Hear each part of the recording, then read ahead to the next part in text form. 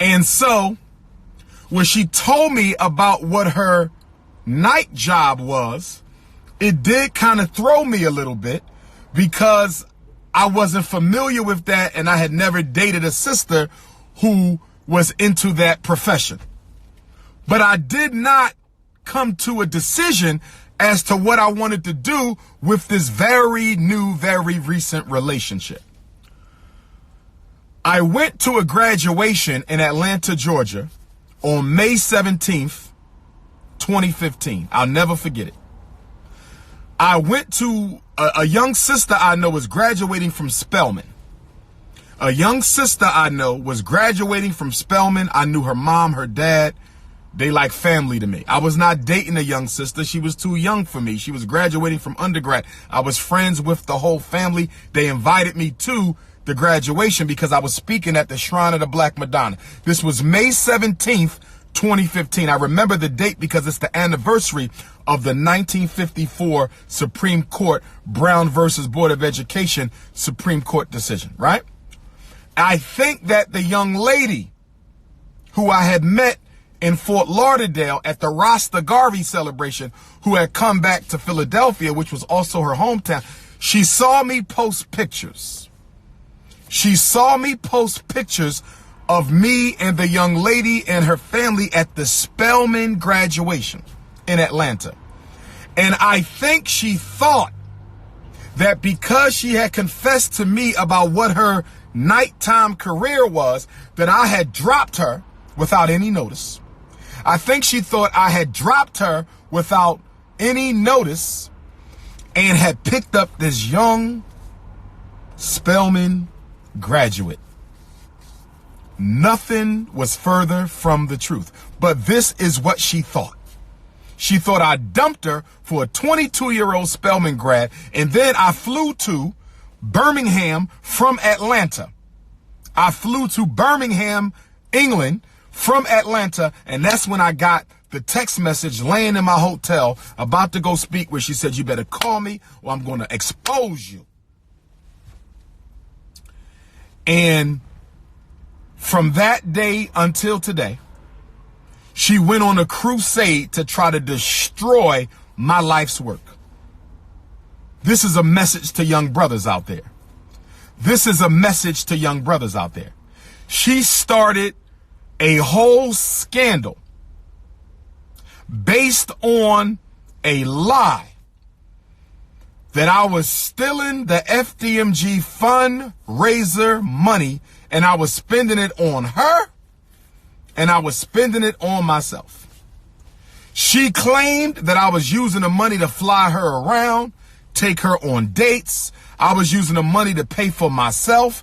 And the only thing that doesn't make sense about that, we never been on a date and we never took a flight together. We never been on a date and we never took a flight together. We never been on a date and we never took a flight together. So,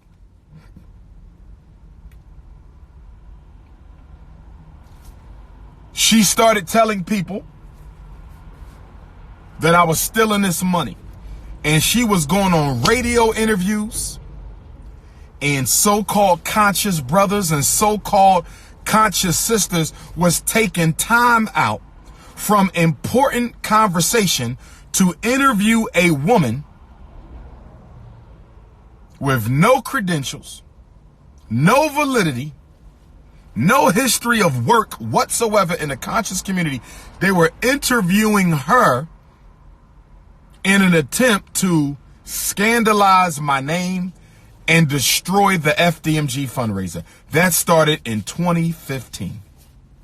1 year after the fundraiser started, that woman tried to destroy the school. Now, it's one thing if you want to destroy me.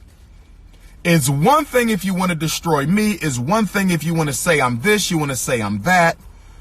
But why would you attack? Why would you attack a mission to build a school for black boys, knowing what our people are going through, knowing what black boys are going through? Why would you lie so far and say that this man is using this money on himself because you wanted to destroy my whole movement because I didn't want to be with you. Brothers, please be careful. Sisters, please be careful. There are men and women out here who will destroy your life's work for the people. I'm not talking about your work for yourself. I'm not talking about what you're doing for yourself. I'm talking about what you do for the people. There are men and women who will destroy anything for black people, if it means that's what they have to do to get back at you. And so when I talk about human resources, we know all women are not like that. We know all women are not like that. We know all women are not like that, but we also know that a lot of you are. We know all women are not like that. We also know a lot of you are. And we also know that there's a lot of men who are like that. Now, that was 5 years ago. But what she set in motion, has continued until today. And other bottom-feeding human manure flies. What she set in motion in 2015 is still in motion in 2020. Now, we done bought the schools. 4 buildings, 2 schools. We done bought the school. But what she set in motion is still in motion. Other low vibration human manure flies have picked it up and have ran with it. I'm only bringing this out because I want our young organizers, young brothers and sisters to know you have to be careful who you associate with. Because most of our leaders were destroyed by people they trusted and brought into the movement. Malcolm was destroyed by people he trusted and brought into the movement. Dr. King was destroyed by people he trusted and brought into the movement. Fred Hampton was destroyed by people he trusted and brought into the movement, brothers and sisters. So you have to find people when you get into the organizing who love the people so much. They have to love the liberation so much that even if the two of you fall out, they won't try to destroy the work of the people. That's who you got to find. When you're looking for your wife, brothers, when you're looking for your king sisters, you got to find you a woman, you got to find you a man who loves the people so much that they will not destroy the work just to try to destroy you. Because you got some selfish people who will destroy the work in order to destroy you. What am I dealing with right now? I'm dealing with a committee, what I call a committee to destroy the life, legacy, and works of Dr. Umar Johnson. I'm dealing with a committee to destroy the life, works, and legacy of Dr. Umar Johnson. It's a committee of unsuccessful, unhappy black people who slander and attack and try to discredit every single thing that I do, and they do it under the disguise of protecting the community. You understand?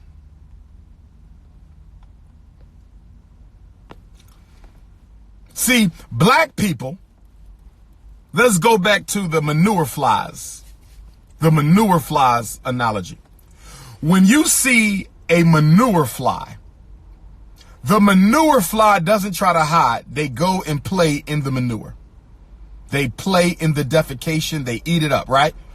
As soon as that dog defecates, the manure flies rush in and they start playing with the dog's defecation on the sidewalk. They don't hide it. They don't lie about it. The flies go right to the manure. But with human manure flies are not honest about liking to play in manure. Human manure flies have to make it look like when they play in the manure, they're cleaning up the manure, but what they're really doing is spreading the manure, throwing the manure, sharing the manure, expanding the manure, growing the manure. A real manure fly don't lie about what they're doing, but a human manure fly has to act like they're cleaning the manure up while they're playing in the manure. So a human manure fly will act like we're protecting the community from Dr. Umar Johnson. We're protecting the community from how the hell you protecting the community from a man who has saved more children from the school to prison pipeline than anybody in the country? How are you protecting? In fact, what have you ever done for black people? Nothing. Nothing. Your whole life is making Dr. Umar videos. Go ahead and tap in if you have a question. Let me take a few more questions. Go ahead and tap in. Well, we're not addressing them. We just... And see, the flies breed maggots. The human manure flies will breed maggots. And these little baby maggots like to crawl around in the doo-doo. They crawl around in the defecation. And the fly that bred the maggot has earned the maggot's loyalty. So the maggot crawling around in the doo-doo won't do no research on their own to find out if this doo-doo is really the doo-doo of the person that the fly claims it's from. So the maggot is so busy crawling around in the doo-doo that they don't even do research to find out if the doo-doo came from the person that the fly ascribed it to. Tap on in.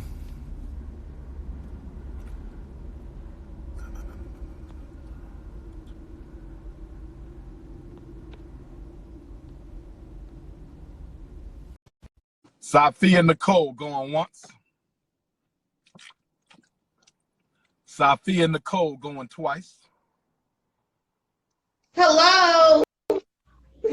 Where your face at, Queen? I gotta see you to talk to you. No hitting. I know. I didn't. I'm in a situation. I didn't think that you was gonna pick up. That's all right. Moria. It seemed what you was getting some defecation ready for the human manure flies, Queen. Okay, so give me 1 second. Give me 1 second. I'm waiting on you. Like I said, I did not think you was gonna pick up. Okay. I'm glad you love me so much that you even took me in the bathroom with you. Go ahead. Oh my God! Where you at in the world, Goddess? Where you at in the world? I'm in Cleveland, Ohio. I'm so embarrassed. Cleveland, Ohio. Yes, but I'm from St. Louis, actually. Cleveland training. We had to reschedule we were supposed to do Cleveland on June 20th, right? Okay. But the human manure flies. Let me tell you what happened. Okay. I want my Ohio family to know why we will not be in Cleveland on June the 20th. Okay. The human manure flies sent a letter to the center in Cleveland. Are you listening? Oh, wow. Okay. Can you hear me? Yes, I can hear you. I'm here. You got some. I have to wash my hands. Okay. So the human manure fly sent a letter to the center in Cleveland, and they told them that I smoke crack, that they have a video of me smoking crack, that I went to jail for selling crack, that I hate homosexuals, I want to kill the police. Oh, wow. I've stolen almost $1 million of money that I was supposed to use to buy a school. And when the human manure flies sent that letter to the venue in Cleveland, they canceled us from doing the Black parent training. I am so sorry to hear it. Let me say, I've been watching you for years. And when I first seen you, I like how you broke down why our children were acting out, why the boys were acting out. And I actually, my daughter was acting out, and thank goodness I got her together. But yeah, but I wanted to touch on what you were talking about, the whole why women and men seek out certain things and not paying attention when we're in these organizations. Yes. You spoke on traits that we learned from the other man. That's exactly what they do. When they go into organizations as an opportunist. Now they're not as blatant as we are, because when Black people do stuff, we do stuff big and bold. You know, and with women, with the Black woman, the reason why oftentimes she is so thirsty for love because she is deprived of it. So she see this powerful man, she see protection. That's what she see. So it's like, yes, they do these things, but at the root of it, all women want to be loved. All of us. And the Black woman is the most abused and the most hated, but she is the most loyal when she is treated properly. When she is treated properly, we literally have the whole community on our back. And then it's because our men are not in our community as they should be, but it's not all of y'all fault. There is systems to pull y'all out of our communities. From the you know what I'm saying, the police, the jail system, and then it starts in school, like you were talking about. You guys, we are educated to be each other's adversaries. We're not educated to be together. So when we start having children and we see our children looking like the men that we had our children, we have this inner bitterness because a lot of us have been abandoned. And a lot of these women grew up, did not have a father. I've been blessed to have one, and to have a father, go to a father, but unfortunately my daughters are not. And I can't make men be men if they didn't see it. And when I was younger, yes, I got with these men because they look, because I was young and dumb. I can admit it, you know? And the only thing I got out of the situation was some beautiful kids. But I couldn't abandon my kids. I had to toughen it up. You know what I'm saying?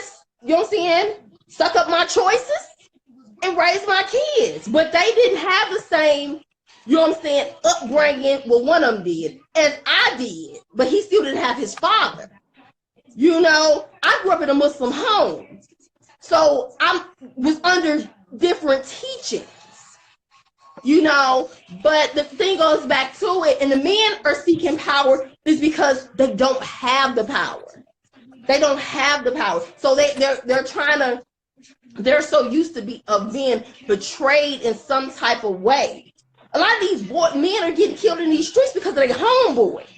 It ain't no strangers.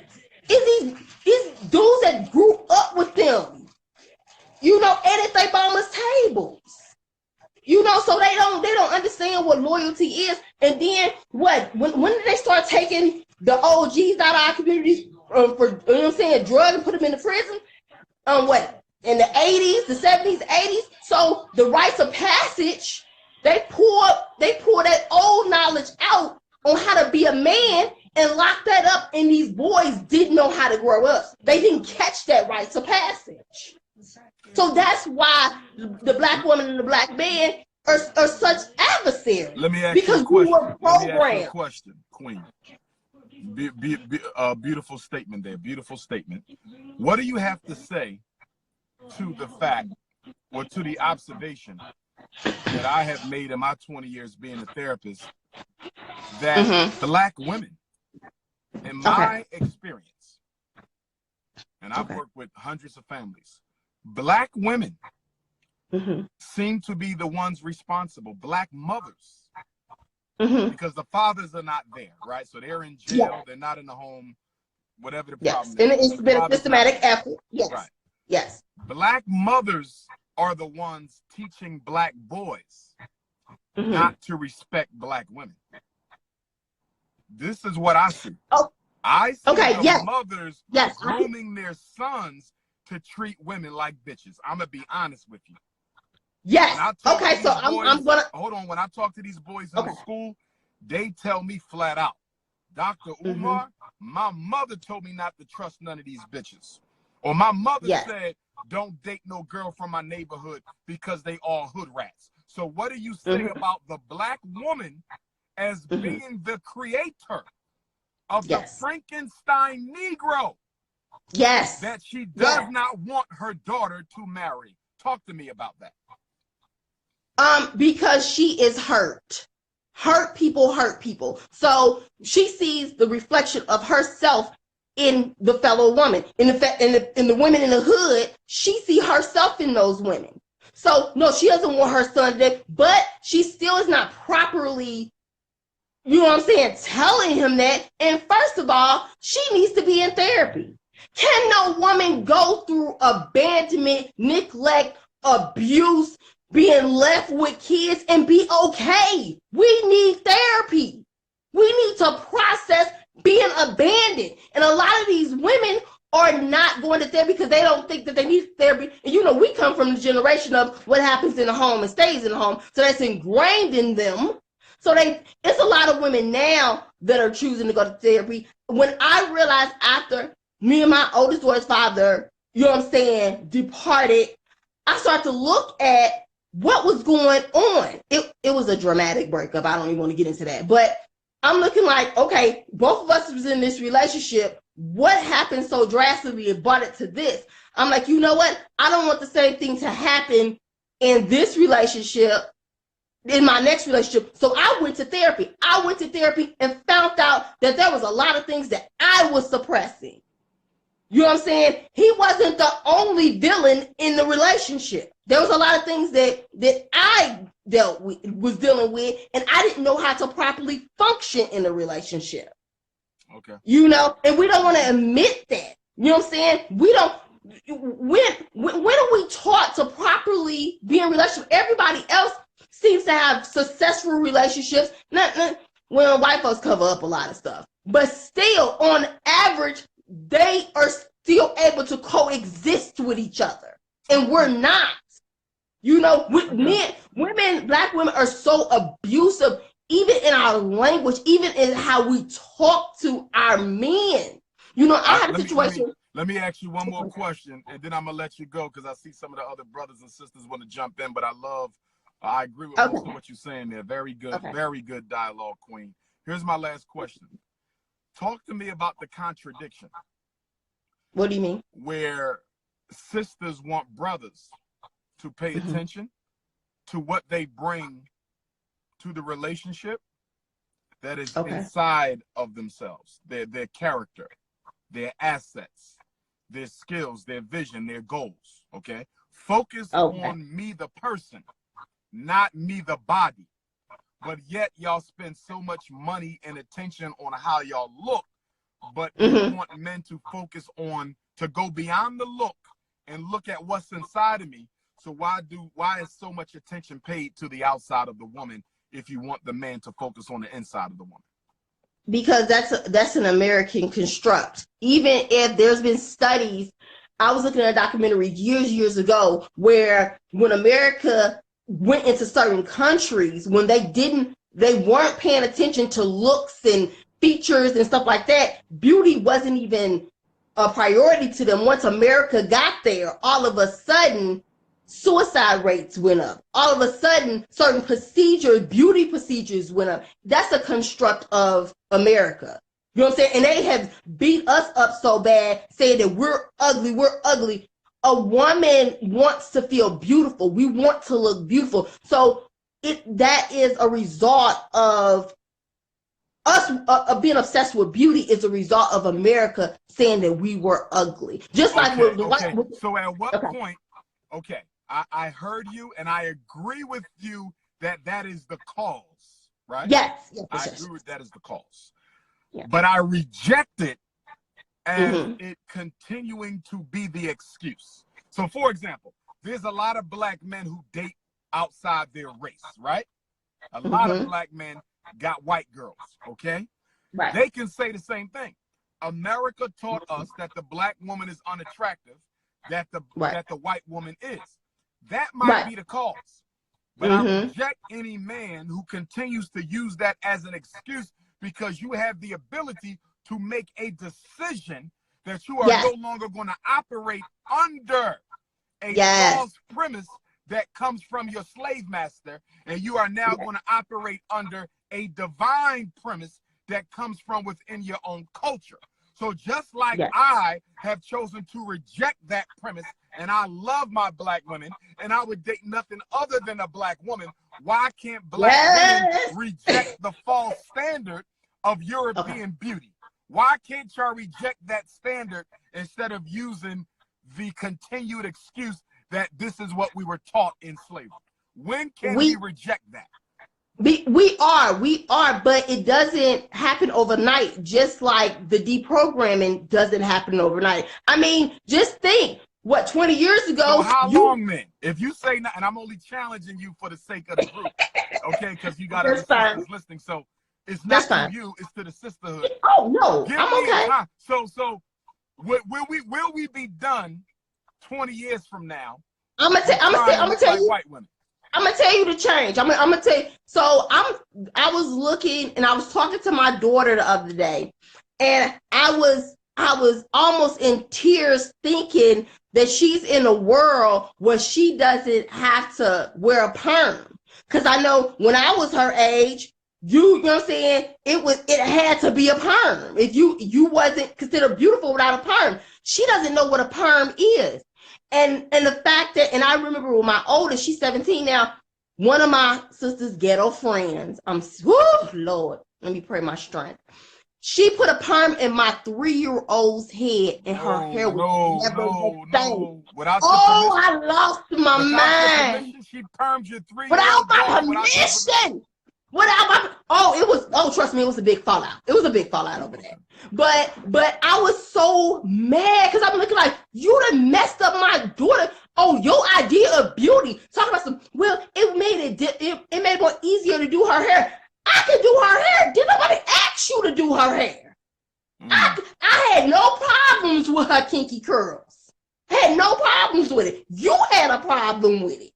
You know? So it was crazy, because so when my youngest one came along, you know, she didn't have to experience that. So every so often, until she got older, I would do the doll test on her. Remember the doll test from 1960 something? Oh yeah. So I would do that test on my child every so often, and I'll say, which doll is pretty? Why is this doll pretty? And thank goodness she always picked the black doll. So I said, why is the black doll pretty to you? She was like, because it looks like mommy and my sister. You know what I'm saying? So, and I have to always deprogram. I remember one time, this lady that my kids were getting, because their father's side of the family is Christians, so I let them celebrate Eid and Christmas, because I didn't want to deprive them. So I let her, somebody gave her some dolls, white baby dolls. So I gave them to somebody else, this lighter skinned Hispanic, because it looked more like her. So this white woman gets mad at me because I gave that doll. She said, oh, that's reverse racism. I said, honey, trust me, we live in America. Trust me, she's getting bombarded with whiteness all day, every day. I have to teach her blackness. And do you know this woman? You know what I'm saying? I have no problem with the LGBT community, but she was LGBT, and I'm looking like, how you gonna sit up here talking about something that's racist, and you mad at me because I gave that doll to that girl? I said, now it would have been racist if I would have threw the doll away. I found it a proper home. You know what I'm saying? And she was mad because I refused to shove white supremacy down my daughter's throat. I said, I refuse to. You know, so yeah, she started speaking to me and everything. I said, oh well. I said, trust and believe, she gonna get white supremacy in America all day, every day. But it's my job personally to make sure she knows that she's beautiful. Powerful. Question, Queen, what city are you in? I'm in Cleveland, Ohio. I want you to be on the lookout for a place we can use to I got one right. I already got one. Okay, I know one. Listen to me. It needs to seat 100 people with tables and chairs. So it could be a long table where you put 10 people around it. However we do the table. My pastor hosts y'all. Okay. Flat out. 100. You got a spot? Yeah. Okay, I want you to take, do you have my number? No. Take Hold my on. Let number me. down. Take my number down. We got to And I was about to go talk to the pastor before you hit me up. Now you got to make sure, the pastor is not intimidated by coons, because coons, they're going to call the pastor just like they did the last place. And you don't know my pastor. That I did crack, and they got videos of me with crack, and I went to jail for smoking and selling crack. Wait till you talk to my pastor. Okay, Trust so me. Make sure it's somebody who can stand strong. Trust me, you don't know my pastor. Trust me, you don't know. Okay, what's your number? 215 Mm-hmm. 989 Mm-hmm. 9858. Let me make sure. Let me read it back to you. I have 215-989 9858. Absolutely, you got it right. My All last right. question. Yes. When are you going to go natural? I'm natural already. Is that your hair there? No, but I'm in between situations, because actually I cut all of my hair. I actually cut all of my hair off. And but why aren't you wearing that low natural cut? Because Let me share this with you. Because I haven't recut Let me share this it. with you now, right? Listen to me. You have a very beautiful face. Thank you. You have I get it from my nose. parents. You have a beautiful nose. Thank you have big, pretty eyes. Thank you. And you got gorgeous, deep cinnamon skin, right? So if you were to take off that weave or wig, whatever that is, and reveal your natural cut, it's going to naturally accentuate all the natural features in your face. Do you remember when Sanaa Lathan cut her hair off to do that role? Oh, she was beautiful. I have a picture with my on my Instagram. But I need black women to understand, and I'm only using you as an example because I see your beauty. I see it. Of course. Right? It's to get rid of all that extra hair that you don't need and is not yours anyway. Get rid of it. Wear your low cut and let that beautiful God-given face shine through. That's what I want you to do for me. When I come to the Cleveland training, I want to see you in the natural state. Nothing fake. Can we do that? Yes, sir. All right, I'm going to hold you to it. You going to hold me to it? All right. But listen, once you talk to that pastor, send me a text message. Let's see if we can schedule Cleveland real quick. Perfect.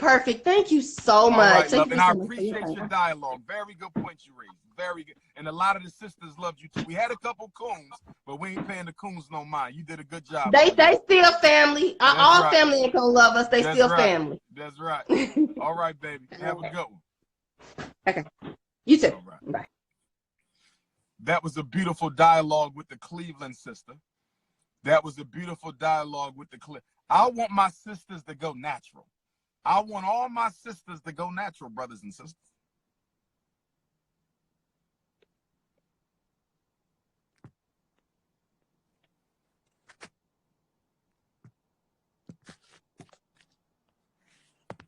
Somebody tap in. They playing with my tap in.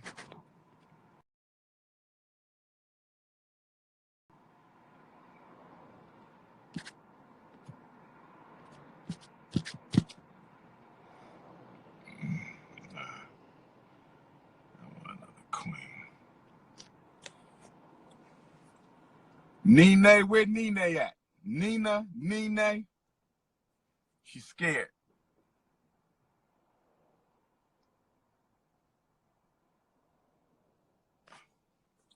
Queen Conscious 35. Queen Conscious 35. How you doing, Queen Conscious? Where you at in the world? Where you at? Hi, Dr. Umar. It's the second time. I'm in Canada. Canada, where at? I'm in Ottawa. Ottawa. I haven't been to Ottawa yet. What's on your mind? What's on your mind? You know, it's the second time that we talk. Oh, good. Okay, so I have a quick question. I was watching one of your interviews that you did. It's on YouTube with, I think they're twins. And then you were talking about building wealth and all that good stuff. So I just wanted to ask you, I've been thinking about it for the past few weeks, actually. There's a company who keeps calling me. What do you think about getting life insurance? Because I have a daughter, and then, you know, life happens. I'm very healthy. I'm 35, but I was just thinking, you know, what do you think about life Get health insurance? Do you think insurance. Get it. You think so? It's a good way to pass down wealth intergenerationally, because we're all going to die, and under normal circumstances, our children will live longer than we do. It's a nice going away package. Life insurance is a nice going away package to your child to help them pay off your debts, your outstanding bills, and to still give them something that they can build some sort of a financial foundation with. I support life insurance. That's one reason. Another reason why I support life insurance is because we need to make it more expensive for these devils to assassinate us. We need to make it more. Let me give you an example. The average black male that is being murdered in America doesn't have any life insurance. The average young black male who's being murdered in America, mostly for organs, doesn't have any life insurance. In other words, it is very cheap and inexpensive for the power structure to kill black people. But guess what? When you have $1 million life insurance policy, when you have a $500,000 life insurance policy, now you're making it expensive to kill black people, which means the insurance companies are going to start putting pressure on the government. Y'all got to stop killing these black folks, because a lot of them got life insurance and we can't afford to keep paying out this type. Could you imagine how much money a life insurance company would lose if 100 black males, let's take Chicago or Philadelphia. I ain't gonna even pick on Chicago. I'm gonna pick on Philly, where I'm at, where I live. We have a very high homicide rate. What if all these black men being killed in Philadelphia had $1 million life insurance policy, and they all had that policy through the same life insurance company? That life insurance company would go bankrupt. That life insurance company would go bankrupt because they would have to pay out $1 million policy for all of these different black males who are being murdered. Now, don't get me wrong. That's not going to stop the problem. It's not going to stop the problem, but it will slow it down. We have to make it more expensive for them to kill black folks. How come, you know, the problem in the U.S., because I hear all the time, it's a global problem. So you said the black men who are being shot and killed in the U.S., how come they don't have life insurance? Because it's just not something. Well, financial literacy isn't something that a slave needed to be concerned with. Financial literacy isn't something that enslaved Africans needed to be concerned with. When slavery ended, we were never properly introduced into American society. We were never given an orientation. Black people never received an orientation or a survival guide to America when we got out of slavery. And so because we were never properly introduced to financial literacy, although we're now 10, 12 generations removed from slavery, we're still financially illiterate. That's why we don't have life insurance. Can we choose? I'm not sure if you know a little bit about life insurance. I have the meeting eventually. Can we choose how much we want? Like how much, or they just... You can, but you're going to have to shop around. Because what a lot of life insurance companies like to do is they like to give you a ghetto policy. And what I mean by ghetto policy, they want to insure you for $50,000, $75,000, $25,000, $100,000. You tell them from the gate, I want to start at a $500,000. If we ain't talking $500,000, I need to keep on looking. You start at a $500,000. You follow what I'm saying? And then well, why do you need that much? Because that's what I want. I don't need to explain that to y'all. I want $1 million policy. If you can't give me that, I'll keep shopping around till I find that. We got to stop letting the insurance companies bully us into accepting these ghetto policies. Now, sometimes based on your health. Based on your health, they will charge you a higher premium. A higher premium, right? But Right. it's almost illegal for them to flat out deny you a policy, but they can charge you a higher premium. So I should just start with $500,000, right? I wouldn't go under $500,000 if I can. If you got to do 250,000, so be it. Then you get you multiple policies, and that's another thing you want to look at. Will it be cheaper for you to get 4 $250,000 policies, or will it be cheaper to get one $1 million policy? Right? With the same company? No, different company. You would have 4 different companies. 250,000 right. with 4 different companies, or 1 million with one company. You follow me? Right. But you want to check that. You want to look into that, okay? And make sure you read the fine print, because nothing can be worse than you getting $1 million policy only to find out that it doesn't cover slip and fall death. It doesn't cover homicide. It doesn't cover stroke or heart. You know what I mean? I used to sell insurance. I used to work for a telemarketing company in college where we would sell insurance. And the most powerful thing about this company is they would teach us what was not covered. But we were not supposed to tell the customer what was not covered. Do you hear that? They would train us on what was not covered, but they would not tell you what was not covered. So you have to be very, very careful, very, very careful, and make sure you study what you need. So I should get the papers, like, once they give me, and then I should read what it is that I'm covered if I have a heart attack. Read it thoroughly. Read it thoroughly. And a mistake that we make is we sign and then we read. No. Tell them to send you the policy details in advance. I want to read my policy before you even come to my house, if they plan on coming to the house. Read the policy first before you sign. Don't sign. Read the policy first, because there might be some stuff in there that you do not agree with. And then the other thing is, so I have to be in Canada, right? Let's say I live in Canada. Let's say I choose to move and then to go live in Ghana, for example. Will you be covered, right? Would I be covered? Yes. That is a very good question, because some insurance policies will not cover your death if it took place during travel. If you move to another country, you need to look at all of that. That's why you have to study those policies, because you're asking a question that can vary based on the company that you go with. Some of them will not cover you if you die in another country. Some of them won't cover you if you're on travel to another country. So you want to look at the fine print. Remember, their job is to make money and to make you buy into something that may not ultimately pay you. Insurance companies operate on deception. I know, because I worked for one. They operate on deception. So, you know, barring your ability to find a black person you can trust who works for that company, you have to really, really read the fine print. And I recommend giving it to an attorney. Have an attorney review it. Have an insurance attorney review it. I'm thinking about getting this $1 million policy.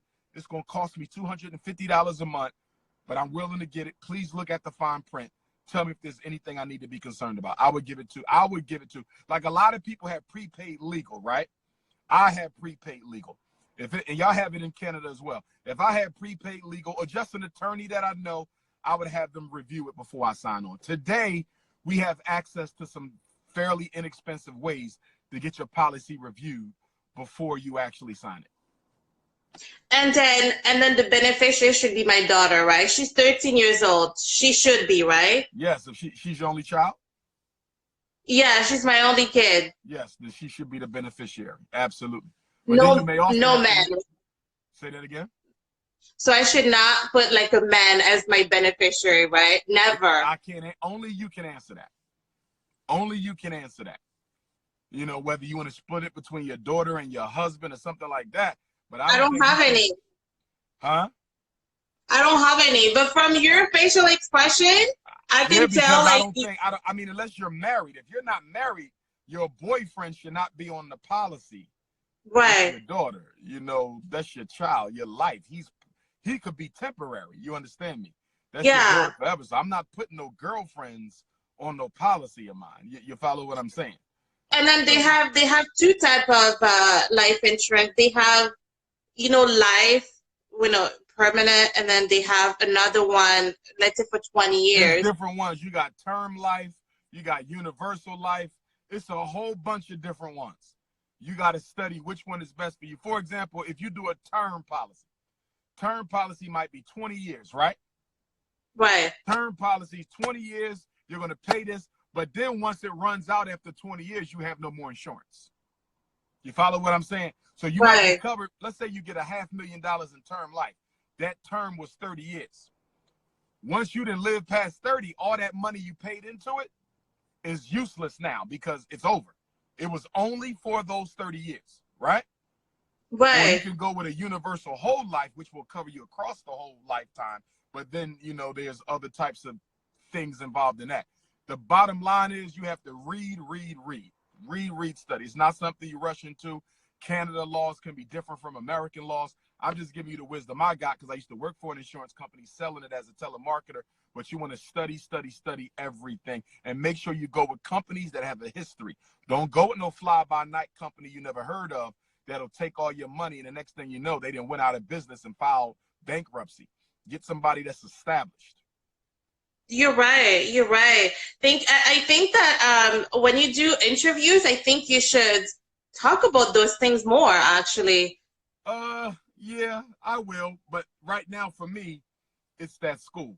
So I got to focus on the education right now. But once we get the school up and running, I plan to have brothers and sisters who are insurance brokers come to FDMG and do a whole seminar on it. Imagine a whole day, right? A whole conference for the Black community where you can come and learn about every type of insurance there possibly can be from Black people who are selling it. These are the types of things I want to do. A farmer's seminar where all the Black people grow their own food who want to sell it to other Black people. So, I mean, again, once we get the school open, it is going to be, like I call it, heaven on earth. We just got to get it open. So make sure you donate, my queen. Make sure you donate. Of course. Last question, because I know you have other people. Yes. I know you travel all over, and then I did donate for the school, and then I'm planning on doing it again. Mm-hmm. Is there any way that we can donate to you personally to cover your expenses? Oh, sure. Because I think I mentioned you last time that I tried to donate with Cash App, and then it's not available in my country. I did mention that.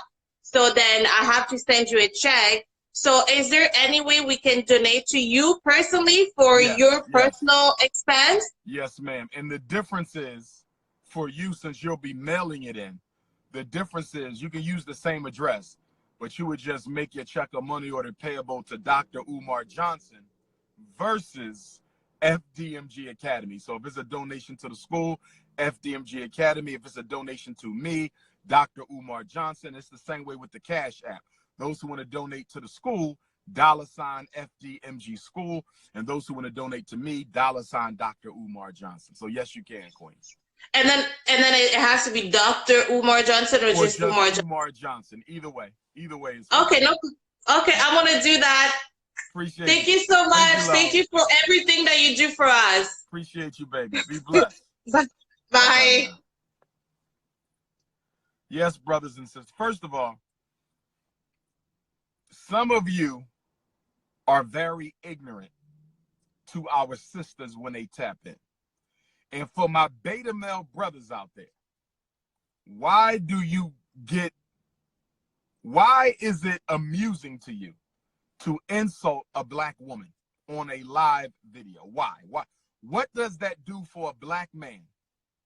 What does it do for a Black man to insult a Black woman? Help me. I don't understand that. I don't get anything out of attacking or ridiculing or condemning or criticizing a Black woman on a live video. Like, what is wrong with us as a people? Why do we have to do that? Your own sister and you have to attack her. Why? Why must we do that?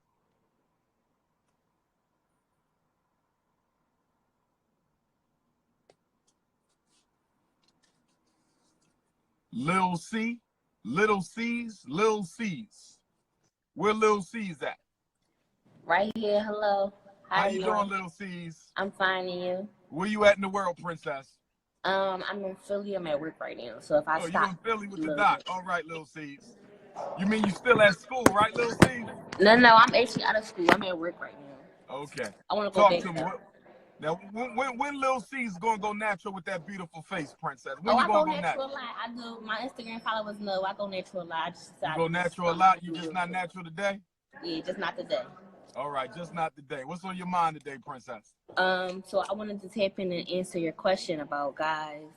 Okay. And how they interact with. And how old are you, if you don't mind me asking, Little C's? 25. 25. Go right ahead. I'm sorry. Hold on one second. Hello. 300 in. All right, you can get on the elevator and you can press 3 north. Okay, it's gonna be 3 in. All right. Sorry about that. That's all right. So I think it starts from the mom. I think guys tend to grow up and see how their mom act or see how they treat it, and it take a place in how they deal with the women. With this day and era that we in, it plays a big part. It's Instagram, the music that we listen to, and I feel like some men are like deeply hurt and they don't know how to talk about it. And if they get into a situation, they react instead of making a move, if that makes sense. Okay.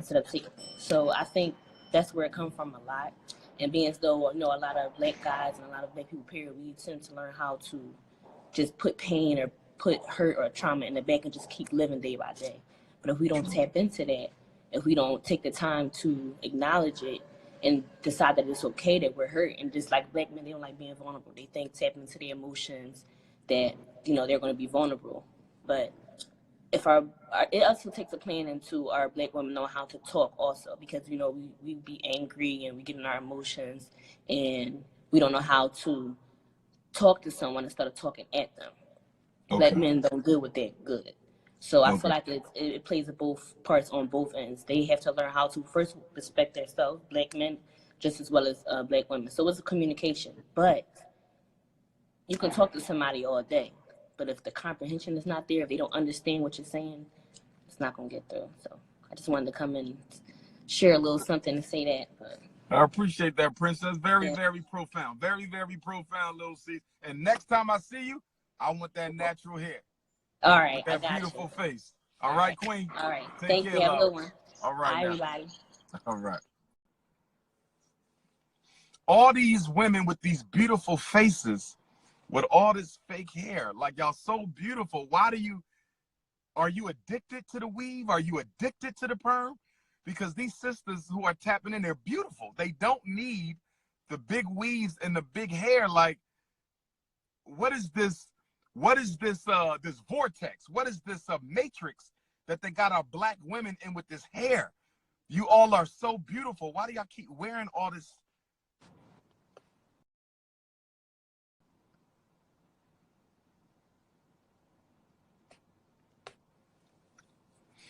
Visually poetic going once. Visually poetic going twice. Peace and love, black man. How you doing, King? Chilling. Where you at in the world, bro? I'm over here in the Bay Area, man. Oh, you in the Bay Area? Yeah. I've been trying to get back to the Bay since 2015, but I can't find a way to do my seminar. You got to come back over this way, man. You really got to help me find a spot. They keep giving me the poetry theater, but it's too small and it's too expensive. I need a spot that can seat about 400. 400? Like a church or something. A black church. Yeah, I think the church will be more motivated to basically, you know, consider that for you and your practices, because it's very much needed out here, and also actually globally. I just want to say I want to thank you for. I don't want to take too much of your time, but I want to thank you for being out there in the field and making some things happen. Appreciate you. And really, you know, showing us and open up our minds a little bit more about what white supremacy is and the effects on it and so forth. And also dealing with, you know, the single parenting deal with raising their children with the public school systems and stuff. I happen to be a victim of that, the special ed classes and stuff. And it really does, you know, crush your confidence. It really has an adverse effect on you, multiple effects on you and so forth. And I dealt with that for years because I knew I was separated from the mainstream classes and stuff. But eventually I went on and went to college and stuff and graduated top of my class and both of my degrees. But listen, I just want to put this out here, and this may not be, you know, very, I don't know how to say it, but it may be very daunting to say, but I'm just very concerned for our people globally. The way I'm looking at things here is that, you know, Asians have their utopia, East Indians got the utopia, white people got the utopia, but we don't have our security, especially, you know, I was always wondering, why is it that Africa is having issues controlling their resources and stuff, and the same way that the Dubai people and stuff, because that's a monarchy, so how to control their resources. Yeah. You know, but there's a book that I think it's by John Perkins, and it's called The Confessions of an Economic Hitman. Yes, I have the audio. I've heard half of it, yeah. I went through the whole thing, man. It made me so pissed. It made me pissed off about the integrity of this nation. It really did. It's very shameful. I'm just beyond words. I really am. I know. So the thing is this: if we don't do what we need to do, socially, economically, militarily, and so forth, I don't think that we're not going to be here 150 years from now. I agree. And I totally agree. In retrospect, I do think only between 30 and 40% of us is going to make it. And in order for the rest of the 70 to 60% to make it and to realize what's going on and so forth, I think it's really going to take some very severe and adverse actions to be taken up on us in order for us to band together. I hate to say it. I agree. I hate to say it, but I'm talking about real serious. I'm talking about some serious, beyond belief stuff to happen to us in order for us to realize the value of each other.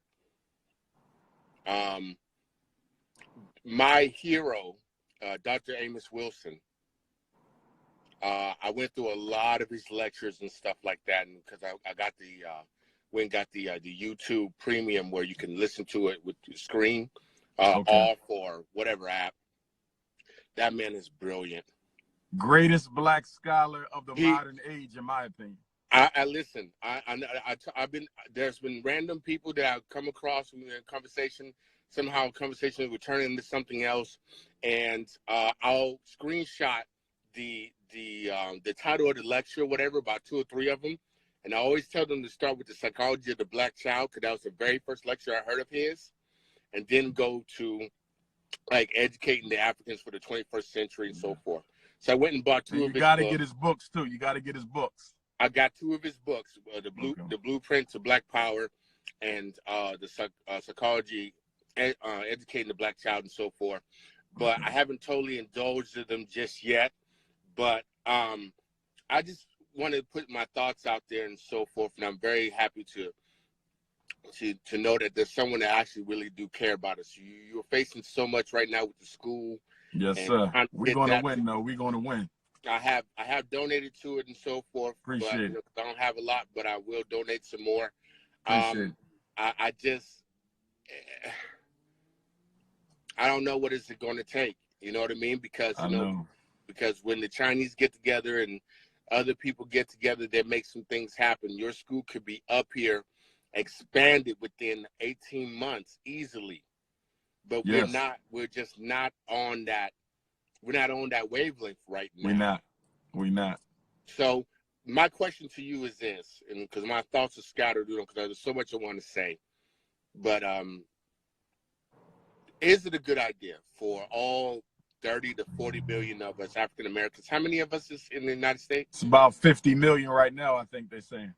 50? Yeah. Is it a good idea to bring that to 0 and go over to Africa?